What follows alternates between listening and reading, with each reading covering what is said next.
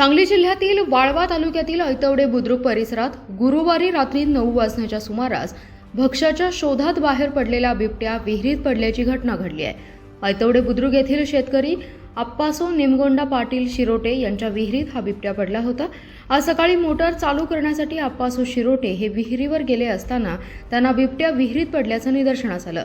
संबंधित शेतकऱ्यांनी तातडीने याची माहिती वन विभागाला कळवली। यानंतर वन विभागाच्या अधिकाऱ्यांनी आणि कर्मचाऱ्यांनी तातडीने घटनास्थळी धाव घेत पाहणी केली। रेंजर भगरे, भगवान गायकवाड, निवास उगळे, अनिल पाटील, भिवा कोळेकर, अश्विनी वाघमारे यांच्यासह वन विभागाचे कर्मचारी बिबट्याला विहिरीतून बाहेर काढण्यासाठी प्रयत्न करू लागले।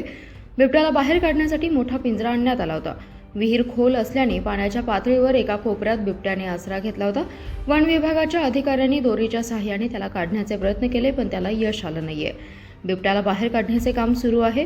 घटनास्थळी बिबट्याला पाहण्यासाठी नागरिकांची गर्दी झाली असून